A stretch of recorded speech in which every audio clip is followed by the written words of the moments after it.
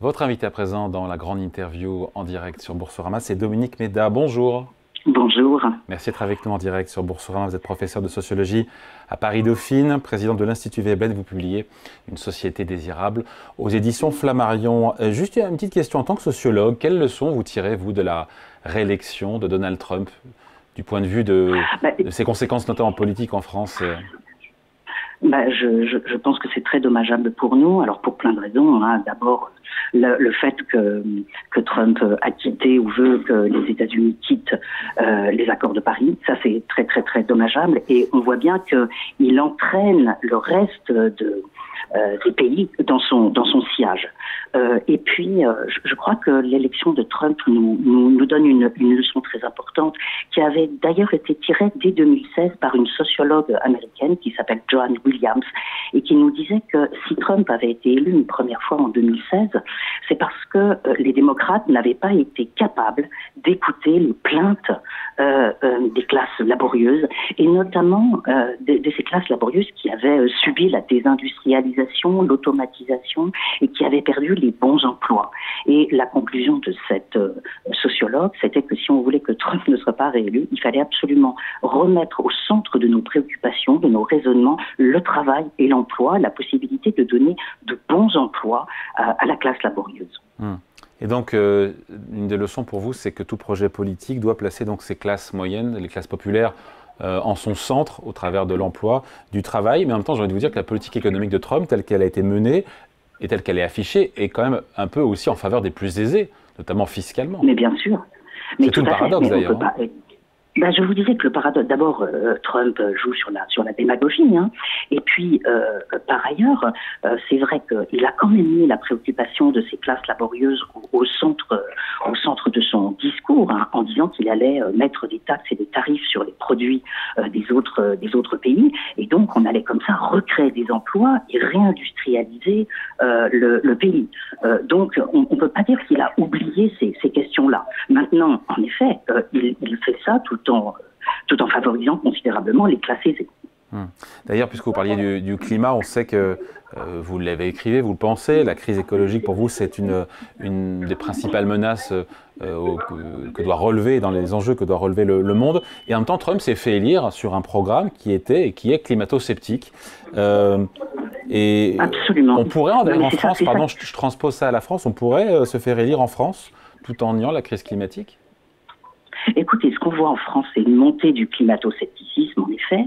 Et puis, ce qui est très, très, très inquiétant, c'est cette fameuse loi omnibus européenne qui va passer le 26 février, donc, et où on revient sur la CSRD, donc le reporting sur l'impact des entreprises sur leur environnement, sur le devoir de vigilance, sur la taxonomie verte. Donc, on a l'impression que, à la suite de ce retrait de Trump des accords de Paris, eh bien, les autres pays risquent de faire la même chose. Et vous avez raison de dire que moi, je mets au centre de mon raisonnement la crise écologique parce qu'on lit de plus en plus de travaux. Je fais par exemple allusion à un rapport de 2023 de la Fédération des actuaires britanniques, écrit avec un climatologue qui s'appelle Tim Lenton et qui nous dit que tous les modèles économiques, macroéconomiques, climatiques dont on dispose aujourd'hui sous-estiment complètement les graves dangers que notre planète encourt. Donc, je pense qu'il faut mettre cette question au cœur de nos préoccupations, mais aussi les classes populaires. C'est-à-dire les classes populaires, elles ont peur que dans la transition écologique, elles ont peur de tout perdre. Donc il faut absolument les rassurer et c'est ça Mais comment on crée de l'adhésion? Comment on crée de l'adhésion quand on passe son temps à dire qu'il ne faut plus prendre sa bagnole, que l'énergie coûtera de plus en plus cher? Il faut comprendre aussi que cette transition écologique peut faire peur pour ceux qui ont du mal à joindre les deux bouts. Mais bien sûr, c'est pour ça qu'il faut montrer que c'est une comment dirais-je, que cette transition, elle va améliorer les conditions de vie des classes populaires. Pourquoi? On peut imaginer des systèmes alternatifs à la voiture. On peut faire en sorte que bien sûr les gens puissent continuer à se déplacer à l'évidence, mais on peut aussi faire en sorte que les sols soient plus fertiles, l'alimentation meilleure, la santé meilleure aussi. Et mon argumentation consiste à dire aussi qu'on peut changer très fortement l'emploi, on peut créer des emplois et changer le travail. Vous savez, le secrétariat général à la planification écologique nous dit que nous allons devoir former et trouver 2 800 000 personnes à l'horizon 2030, et principalement des ouvriers et des techniciens pour travailler dans la construction, dans le bâtiment, dans l'agriculture. Donc ça, c'est très important. Voilà, la transition écologique, elle peut nous donner des emplois, de bons emplois, et nous permettre de changer le travail. On peut lutter contre cette montée du climato-scepticisme qui n'a pas empêché, encore une fois, Donald Trump de revenir à la Maison-Blanche. Alors, comment lutter? D'abord, je pense en donnant une information, une bonne information, une information véritable. Par exemple, je vous parlais de ce rapport des actuaires britanniques qui nous montre que, en fait, les principales hypothèses des modèles économiques, elles sont hors sol. Et donc, il faut, comment dirais-je, il faut informer les gens, leur montrer le caractère très inquiétant de ce qui est en train de se passer, mais leur montrer aussi qu'on peut réagir, qu'on peut prendre des mesures et qu'on peut bifurquer. Et c'est pour ça que je regrette vivement que l'Europe soit en train de faire passer cette loi omnibus et soit en retrait, et que tout le monde semble entraîné par Trump et par son climato-scepticisme. Ça, c'est vraiment, je pense que c'est terrible pour l'ensemble du monde. C'est vrai que l'écologie en France est souvent vue, à tort ou à raison, en tout cas de manière punitive par les Français, notamment ceux qui sont issus de la classe moyenne ou populaire et qui finalement, des ménages modestes, qui sont déjà de facto dans la sobriété, parce qu'ils n'ont pas le choix. Vous avez absolument raison. Il y a on voit, alors on l'a vu avec les gilets jaunes, mais on le voit aussi très bien aujourd'hui. Les classes populaires disent mais nous on consomme très peu. Donc il faut bien voir quand même les consommations diversifiées, très différentes des différentes classes sociales. Et à l'évidence, il faut que les classes les plus aisées participent, fassent plus d'efforts que les autres. Il faut qu'il y ait une forme d'équité sociale dans cette transition écologique, et il faut montrer que les efforts vont être au moins proportionnels, sinon plus importants pour les plus aisés. Les Français qui ont conscience, quand on les interroge, des enjeux du climat et de la transition écologique, et en même temps, quand on les interroge aussi, on commence à cette convention citoyenne sur le climat, qui au final n'a pas débouché sur grand-chose, puisque je crois qu'il n'y a quasiment aucune proposition qui a été reprise. C'est une faute politique, ça, de consulter les Français comme ça, avec succès, et de n'en tirer aucune conclusion? C'est une très grave faute politique, d'autant que les mesures n'étaient pas très méchantes. Il y avait des mesures sur la publicité qui étaient intéressantes. Moi, j'ai été observatrice de la Convention citoyenne pour le climat, et j'ai vu des gens arriver qui étaient indifférents à ces questions, voire climato-sceptiques, et qui en sont ressortis complètement convaincus de l'importance de prendre des mesures dans ces domaines. Donc oui, je pense que c'est une très grave faute politique de ne pas les avoir écoutés. De même que, vous savez, les cahiers de doléances, c'est également une très grave faute politique de ne pas les avoir rendus publics et surtout de ne pas les avoir utilisés. Après, on sait que les Français, pour parler de nous, il y a le projet politique, vous disiez, qui doit placer les classes moyennes en son centre. Après, les Français, on le sent bien, aspirent aujourd'hui, vu le contexte politique, à de la stabilité. Ça, on l'a compris. Mais en même temps, leur vote, je crois que c'est Édouard Philippe qui disait ça, a créé de la confusion aussi. C'est bien aux dernières législatives que les Français n'ont pas envoyé de message politique clair et n'ont pas envoyé de majorité absolue. Alors ça, je ne sais pas. Je ne sais pas s'ils n'ont pas envie de majorité absolue. Je comprends qu'ils soient complètement déboussolés, si vous voulez, parce que on est dans une sorte de maelstrom dans tous les sens. On a des empires qui se constituent, on a la guerre en Ukraine, on a la Chine qui est de plus en plus puissante, on a quand même les États-Unis qui changent dramatiquement et de plus en plus de pays qui se tournent vers l'illibéralisme.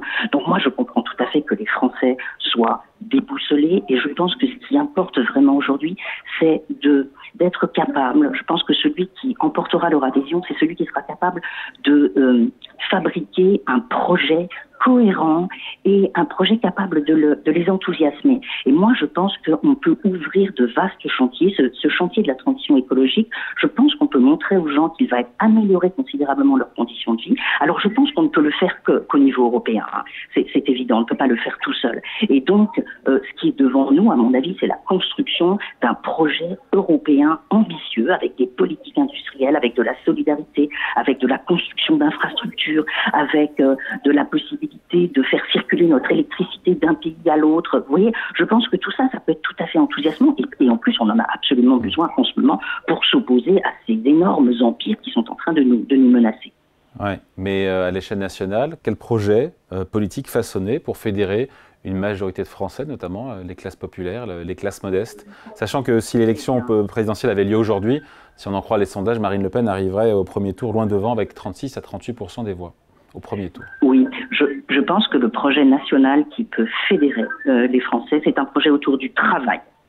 Vous avez vu, il y a beaucoup de livres qui paraissent en ce moment autour du travail. Beaucoup de gens qui se rendent compte, je pense à Antoine Fouché ou à Denis Oliven, qui se rendent compte que les salaires sont trop bas. Il est venu, Antoine Fouché, chez nous ici, pour parler de son dernier livre, justement. Voilà, absolument.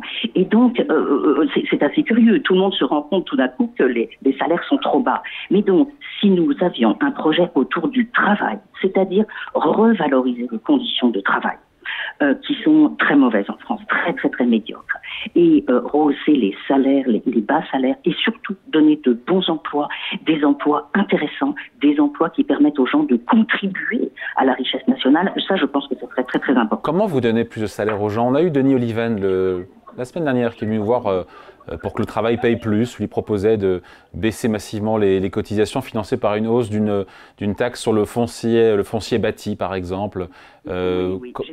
Oui, j'ai fait un débat avec Denis Oliven, et je lui ai fait remarquer que son programme était quand même un peu gênant, parce que par exemple, il nous propose que les femmes travaillent à temps partiel comme en Allemagne. Or, en Allemagne, il y a 40% des femmes en emploi qui travaillent sur des petits temps partiels, qui travaillent à temps partiel et sur des petits temps partiels, et je pense que c'est pas un modèle désirable. Et sur le financement de la protection sociale, oui, je suis tout à fait d'accord qu'il faudrait regarder toutes ces questions de très près. Est-ce qu'il faut, en tout cas, si on enlève des cotisations sociales qui ont déjà beaucoup diminué, hein, elles sont passées de 80% dans les années 70-80 à 54% aujourd'hui.